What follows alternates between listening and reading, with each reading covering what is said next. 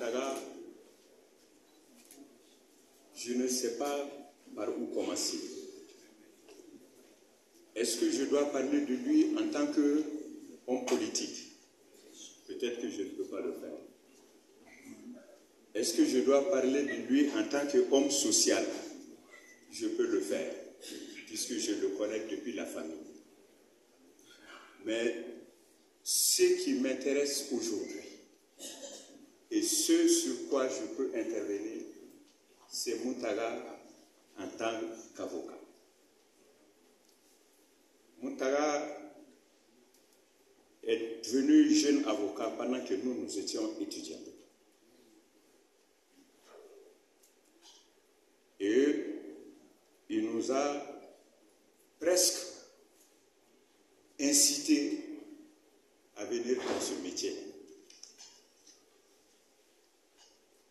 Il a été le premier fondateur de l'association des jeunes avocats.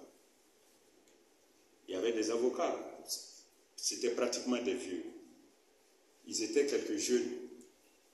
Il a été le premier fondateur de l'association des jeunes avocats. Et c'est pourquoi je parlerai de lui en tant qu'avocat, mais en tant que rassembleur.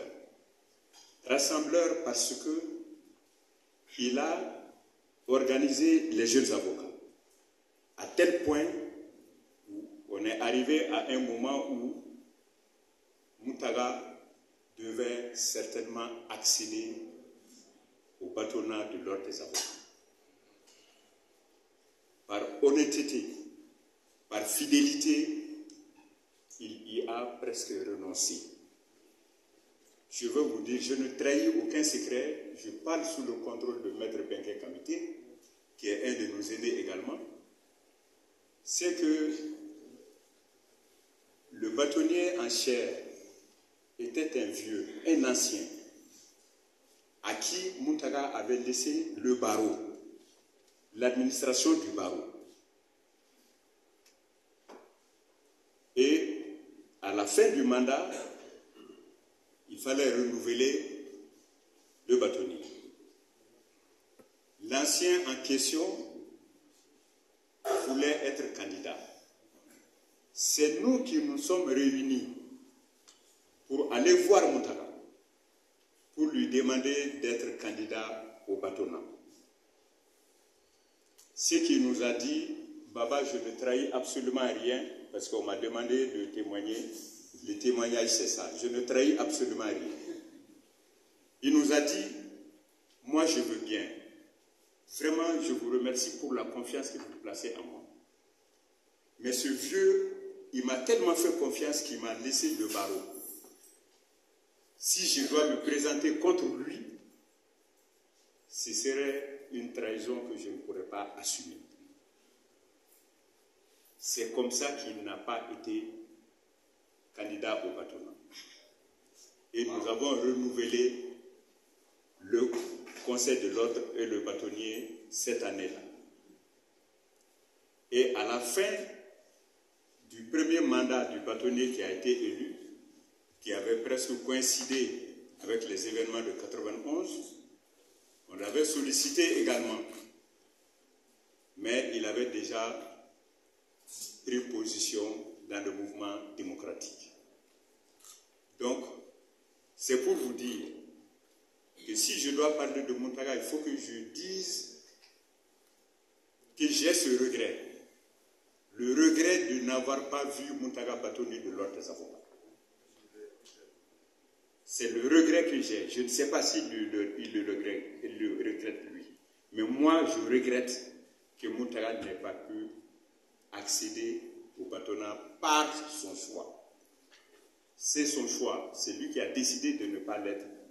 Donc, nous allons prendre ça comme de la fidélité.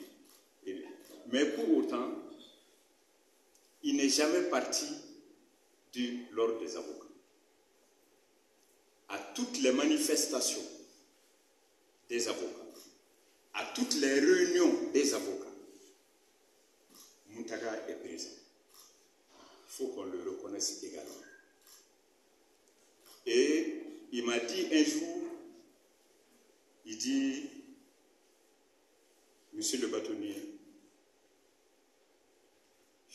pas, si je n'étais pas devenu avocat, qu'est-ce que j'aurais fait? J'ai dit, mais c'est l'avocature qui t'a conduit à ce que tu es aujourd'hui. Mais tu es demeuré avocat. Et nous considérons Muntaga comme un avocat. Et pour parler de lui, moi je ne peux parler de lui qu'en tant qu'avocat. Donc, alors, comme je l'ai dit, premier fondateur de l'association des jeunes avocats, Muntaga a organisé le congrès de l'association des jeunes avocats du monde entier. Tous les jeunes avocats se sont retrouvés à Bamako. Et c'était notre première fois d'organiser des événements de ce genre. Et également, pour terminer, je vais peut-être dire un mot à propos de l'auteur du livre, Makalou. Makalou, je te l'ai déjà dit, quand tu avais commencé tes recherches sur le livre, tu m'as envoyé un message. Comme tout le monde le sait, des réseaux sociaux aujourd'hui, on se méfie. Le message n'était presque pas signé. Il était tellement impersonnel que j'ai décidé de ne pas donner suite. Sinon, en tant qu'avocat, j'aurais dû parler de Muntaga dans ce livre-là. Malheureusement, tu n'as pas suivi. J'ai trouvé le message trop impersonnel et je n'ai pas donné de suite à cela. C'est pourquoi je te présente aujourd'hui des excuses et te dire que je suis désolé de n'avoir pas pu participer à l'élaboration de ce livre-là. Donc, parlant du livre, vous avez intitulé, je crois que tu dois être dans une équipe, vous avez intitulé le phénix. Le phénix, vous avez donné la définition, vous avez dit ce que c'est que le phénix. C'est un oiseau mythique qui renaît de ses cendres. Donc pour nous, Muntaga n'est jamais mort. Il n'est jamais mort. Il est toujours parmi nous. Donc pour nous, ce n'est pas une renaissance, c'est une continuité. Muntaga continue l'œuvre qu'il a commencée. Il a commencé le métier d'avocat, il est demeuré avocat, il est devenu homme politique, pour autant il n'est pas parti du barreau. C'est en qualité d'avocat que je parlerai de lui sous le contrôle de M. le bâtonnier qui est là et Maître Bengue Kamité qui est un aîné à moi, qui est un congénère de Muntaga Tall. Ils ont étudié ensemble à Dakar.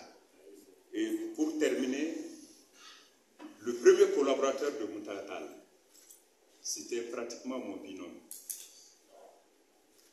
Donc, je connais Muntaga. Et moi, je ne peux parler de Muntaga qu'en tant qu'avocat. Si je dois parler de lui à la maison, en ville, on ne sortirait pas d'ici. Et enfin, ce que je veux même vous dire, Bandjoumou, quand vous avez donné la liste, j'étais persuadé que Béni n'aurait pas témoigné. J'en étais persuadé, je l'ai dit à mon voisin. J'ai dit, Béni ne témoignera jamais. Je sais qui est Béni. Je sais d'où vient Béni, d'où vient Muntaga. Donc, il ne témoignera jamais ici. Donc, pour ça, moi, je m'en arrête là, en souhaitant vraiment plein succès à M. Makadou pour la continuation, parce que je sais que c'est un début comme ça. Tu dois certainement développer ce livre-là autrement, ou tu dois faire quelque chose d'autre pour intégrer tout ce que tu as entendu ici aujourd'hui.